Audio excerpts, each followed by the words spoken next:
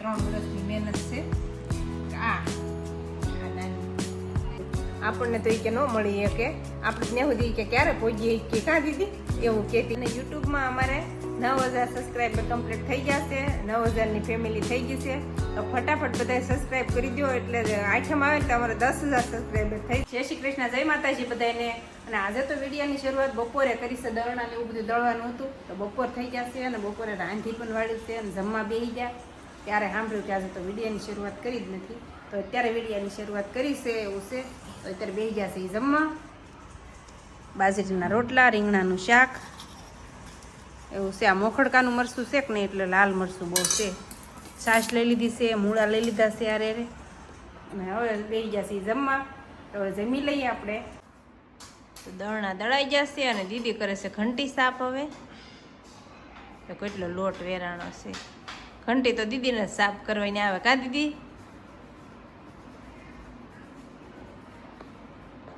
અત્યારે હાલના 7 વાગી ગયા છે અને મેં લઈ લીધું છે શાકભાજી સુધારવા. ભીંડાનું શાક કરવાનું છે રસાવાળું છાશમાં. તે મરચાં લઈ લીધા છે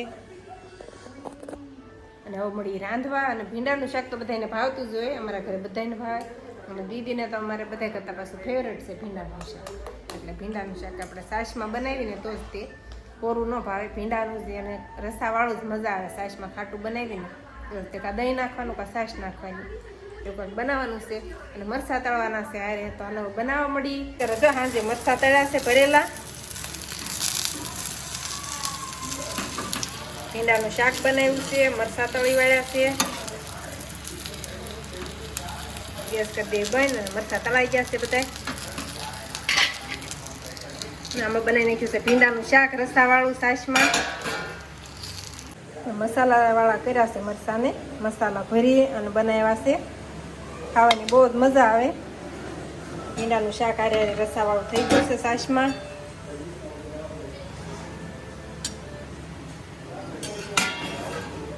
અને આ બાજુ થઈ જશે બાજરીના રોટલા.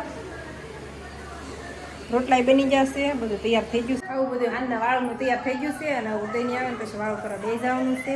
અને અત્યારે મેં વિડીયોની શરૂઆત કરી દીધી છે. કાલ થોડોક ઉતાર્યો હતો ને પછી કંઈ સાંજે ઉતાર્યો નહોતો અને અત્યારે હું શરૂઆત કરી છે પાછી વિડીયોની. સિરિયલ જોવે છે દીદી એવું છે.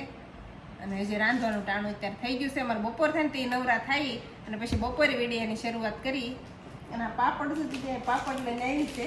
પાપડ બહુ મસ્ત છે. આ પાપડ 1 નંબર પાપડ છે. આ રાજસ્થાનના છે પાપડ. તળીને ખવાય, શેકીને ખવાય એવા છે. તો આજે બપોરે આપણે પાપડ પણ શેકવાના છે કે તળવા છે દીદી? જેમ કરવા હોય એમ. તળીને ખાવાય, તળીને શેકીને ખવાય ને તળીને ખવાય. અને બહાર કોઈ અવાજ બોસ કરે છે. આજે હું તમને એક વસ્તુ બતાવવાની છું. એ તમારે ટેસ્ટ કરવાનું છે આ કોનું છે એમ. તો બતાવી દો દીદી.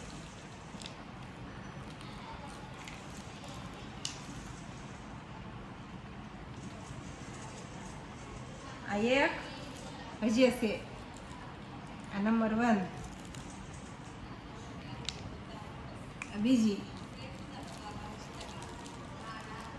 આ કોનું છે એવું લાગે છે? કોને મળી છે? 3 વર્ષની મહેનત છે. આ નાની હજી એક આવવાની છે. હજી એક આવવાની છે. થોડાક દિવસની વાર છે. 3 વર્ષની મહેનત છે. તો અહીંયા સુધી પોગાણું છે એવું છે. આના માટે તો રાત દિવસ એક કરવી પડી છે કા દીદી? ટોફી સુધી પોગવા માટે તો કેવું લાગે દીદી? આમ ખરીદવા જાય તો આની કિંમત તો એટલી નથી હોતી, પણ આમ આને મેળવવા માટે કેટલી આપણને ઓલી હોય છે કે ગમે એમ કરીને આપણે અહીંયા સુધી પોગવું છે એમ. આમ હાથમાં આપે તો કેવું આનું ઓલું લાગે ખબર ને? ટેજ ઉપર બોલાવે અને જયારે આપે ને તે કિંમત એની. તો હવે આને મૂકશું શેમાં મૂકવાનું? આપણી પાસે કાંઈ એવી જગ્યા નથી એવું છે. બહાર મુકાય નહીં તો ધૂળ ને એવું સડી જાય. તો મારે કાંઈક મૂકવા માટે કાંઈક કાચ ફિટ કરાવવો જોઈશે એવું છે. તો અહીંયા મૂકાશે અને હજી એક આવશે એટલે 4 થઈ જાય. 4 ટોફી છે. પેક હતી નહીં, પેક કરી દીધી છે. કલર વયો જાય છે. તો દીદી કેટલી મહેનત કરવી પડી હતી. એનું ઓલું તો તને જ હોય, મને તો એટલું બધું ન હોય. હોય મને કે એમ તો ખબર તો હોય જ ને મને, પણ તને વધારે હોય ને મારા કરતા. બહુ કાંઈ ન તાબડતોડ મહેનત હોય, હા આમ વ્યવસ્થિત કરવાની એટલે થઈ જાય. તાબડતોડ તો નહીં, પણ ખાવાનું ભૂલી જતી કે ન ભૂલી જતી? હે દીદી ખાવાનું પણ ભૂલી જતી, વાંચવાનું હોય ને તો ઈ થોડુંક વાંચવાનું પણ સરખું વાંચવાનું, વ્યવસ્થિત વાંચવાનું, કોન્સેપ્ટ આરે વાંચવાનું હોય. ભેગું થઈ જાય તો પછી આખા દિન રાત વાંચતા હોય એમ. એ પછી કાંઈ ફાયદો નહીં ને, મગજમાં જ ન ઉતરે તો. એમ વાંચે જાય, કઈ ટપો પડે નહીં તો બધું ઉપરથી વયું જાય, બધું લાગટ ઓલું કરે તા.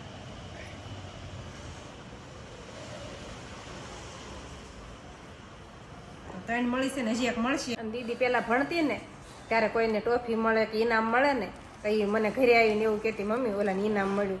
આપણને તો એ કે ન મળી એ કે આપણે ત્યાં સુધી કે ક્યારે પહોંચીએ કે કાં દીદી એવું કહેતી. બીજાનું જોવે ને આમ એવું કહેતી, પણ અત્યારે એને જ ખુદને મળે છે પેલા નંબરના બધાય.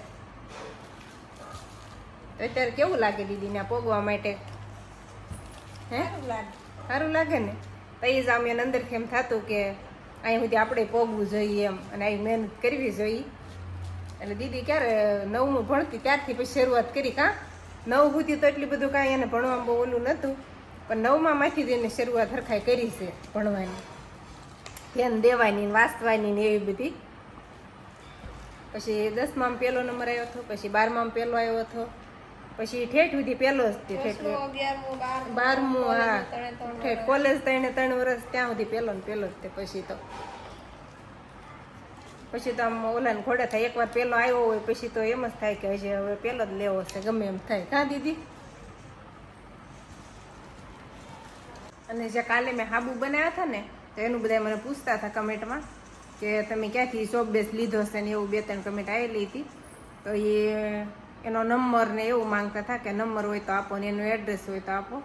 તો નંબર તો મારી પાસે નથી, જો કે આ ફેરે જાશ ને લેવા એટલે એનો નંબર લઈ લઈશ અને પછી તમને આપીશ નંબર. એવું કંઈક છે. અને મેં કાલે હાબુ બનાવ્યા હતા, બહુ મસ્ત હાબુ બન્યા હતા નાવાના.